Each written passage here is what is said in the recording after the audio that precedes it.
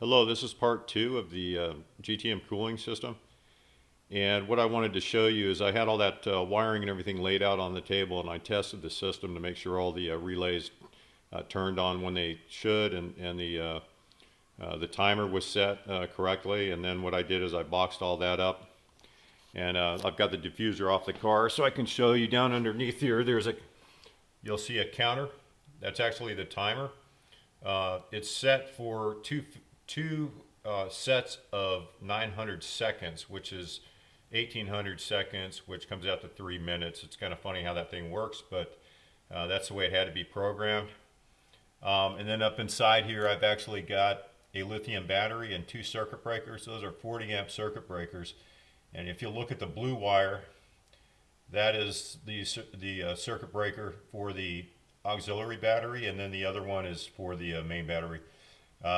Basically what that does is it routes the power to the relays that are inside this box. And this box is, I made it a little bit bigger than I needed to, but I had a good place for it back behind the fender here. And what that allowed me to do is lay out all the wires. There's a lot of wires in there that go to different terminal blocks.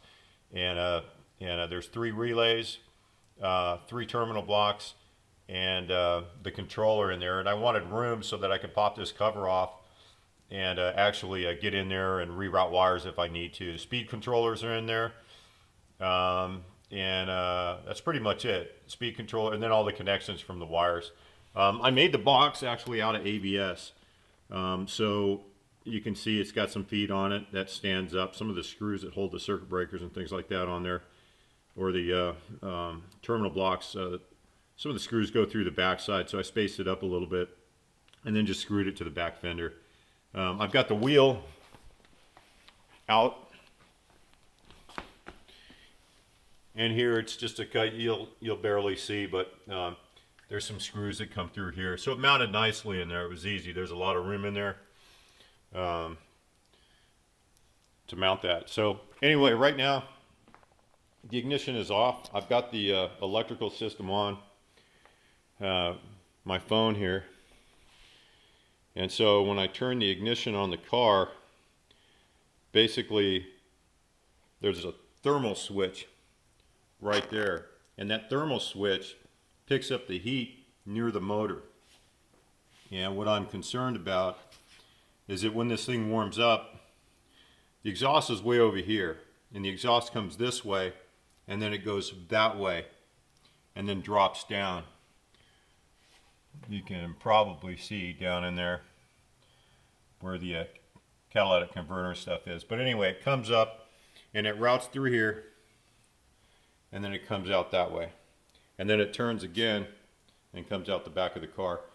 So the whole idea is the air up above here is going to be a little bit cooler, obviously, than the air down underneath. So what I'm trying to do is draw air in from the top here through these vents, and these vents are right in front of those motors. Separating this area from the exhaust is actually a big heat shield. I showed you those before they were laying on the table, but anyway, if I get under the car or I look down inside here, there's actually heat shield. You can barely see them, but if you look on the bottom, you can see the side up there and that bolt or that screw head. Right forward of that, you'll see heat shields. So basically what that does is it boxes that motor into a cool area, and it pulls that cool air in from the top, and then it routes it through that box, and then out the back there's some cutouts, and that cutout is aimed right across the muffler and the big steel clamp there.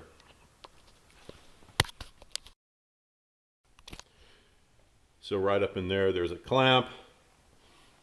You can see the cutout. It's literally aimed right at that. So what'll happen is it'll take this whole area back here is what I want to protect. I just don't want heat soak in this area. What I want is that air to come across there and come right out the back of the car here, and so pull that cool air in and get that air out of the back of the car. I don't have to have this. You know, a lot of guys run GTMs with open or with the regular exhaust. They don't have any cooling at all. They seem to be fine. But it was just something kind of cool to mess around with and see if I could get it to work right. So anyway, you got the controller there. During the when the car is off and it's not on ignition, it goes to a straight 3-minute timed cooling process, and that will use a regular ground. It doesn't use the thermal switch. But when the car is running, if the exhaust picks up while the car is running, that thermal switch will actually turn the system on when the car is running. What I'm more concerned about is when I shut off the engine and the car sits and heat soaks, because there's no air at all. So the idea is when I'm running, if it gets hot, go ahead and turn it on. But when I'm stopped, I don't want that thermal switch to control it. I want it on because there's no air. So this will provide air regardless of that cooling switch. That's actually the one I showed you, that brass switch. Now another thing I want, I can actually bypass the ground on the switch by hitting that, or the thermal switch, by hitting this toggle switch right here.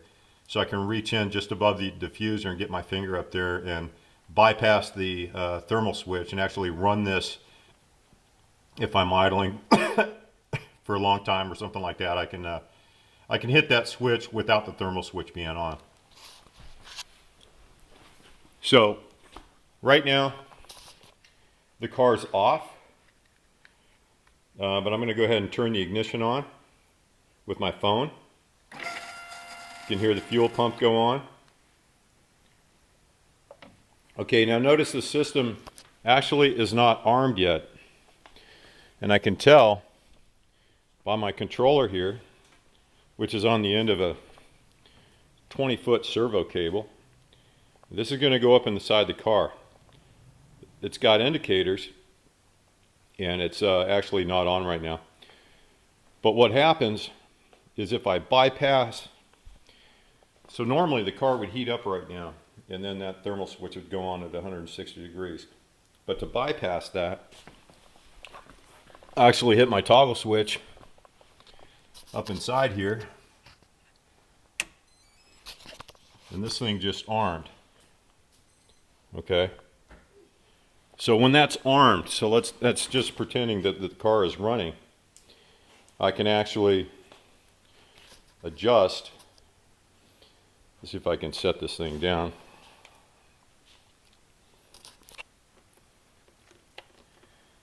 And I can turn these fans on.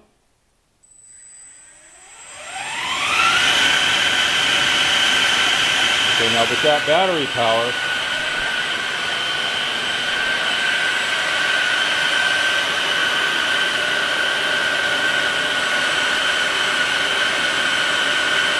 you can see the cooling air there.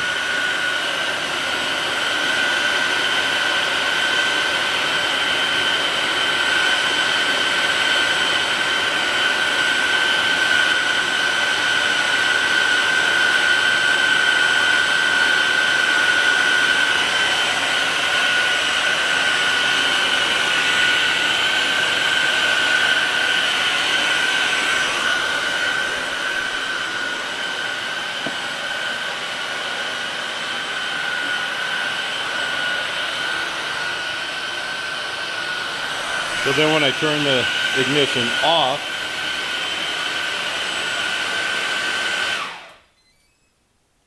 it resets this and it goes into a count. Now, you see that clock actually started counting. So now it's battery off and I'm sitting in a parking lot, and now it's going to go to the lithium battery.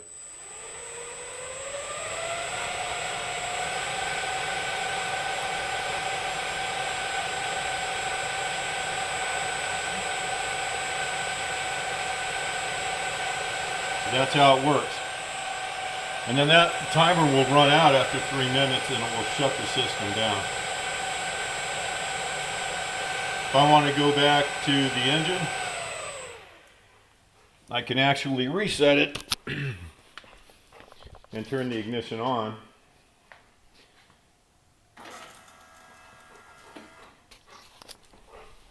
I need to turn the ground off. And see, now with the ignition on, the timer is off. That blue light tells me the ignition is on. And my speed control reset. The only issue with the speed controller is I have to use this knob because I don't have a... these speed controls are from an RC helicopter or drone or airplane. And what they have is a safety feature so that when you start the motor, or when you plug in the servos in the power pack or the battery, the system won't turn on immediately. That's a little bit of an issue, but so I have to pay attention to this light inside the car, and I'll probably put a red LED or something like that up there. But anyway, it does tell me it's armed, and then I can turn the motors on again. It was actually turned at 52,000 RPM. And again, they're aluminum blades.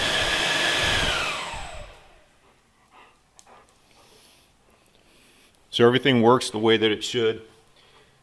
You notice the blue light's on, and the interesting thing, if I show you on the phone again, is when I turn my ignition off. So if I pull up in a gas station, my ignition is on. I have, by the way, I do still have that switch bypass, so I've got that toggle switch on. But when I turn the ignition off, it will automatically hit that clock for that 3-minute time. So here I go. I'm going to turn it off. Boom. That thing starts the count. And my little controller resets. So that thing gives me a tone and a light saying, hey, your fans are ready to go, and then I just adjust the knob. That counts down, and then that will turn off when that countdown is done. And then to turn the entire system off, like say I am done driving for the day, I reach in from the top of the car basically, and I just hit these circuit breakers right here. 1 and 2. That shuts the whole system off. That way I'm not draining my battery with that little LED.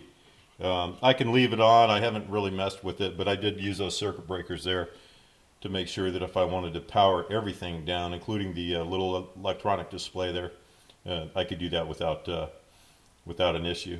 Tried to put all this stuff where I could get to it.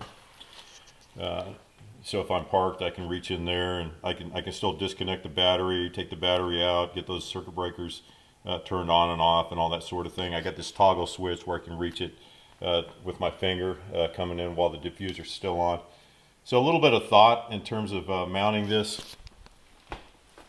And again, the whole idea is to pull cool air in there, mix it with the hot air from the exhaust, and shove it out the back of the car. There's a sidewall for each one of these mufflers. You can see down in here, right along here. There's a sidewall that's double insulated. It's stainless steel and double insulated on each side with a fiberglass heat shield. Both. That way, that prevents heat coming to the motors this way. The heat shield underneath prevents it from coming into the back. And what it does is it pulls hot air around the motor. You know, so the air's got to come this way and then around the motor and out. Same here, it's got to come around the motor and out, or down, or the cool air. And it mixes, it pulls cool air here and mixes it with that hot air, so I'm not ramming hot air back here. It's mixing and cooling the air a little bit before it goes out the back, and then that hits the aft end of the exhaust here and keeps this whole area up here from heating up too much.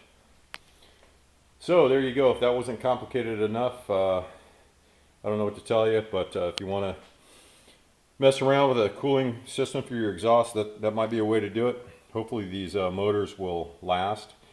If they don't, they're pretty cheap. I made this thing, by the way, just so you know. This whole shield here is mounted pretty simply. The only thing I've got here is I've got brackets that go down to the frame. That's a 3/8 AN bolt. And it supports the aft end of the whole structure here. Same on that side. And then up front, I have fireproof 8L clamps and a nut plate in the actual piece here. And it goes on just like that. And that's it. There's the other one down in there. And I tried to match that to the frame. And that's it, pretty much. All the wires are run up through there. Oh, one last thing. I've got, so this little wire right here, this is for that servo cable. So this controller right here, I can actually unplug the controller from the car and plug in the controller right here and test it. I've got a couple of different those are servo testers. They're these little guys right here.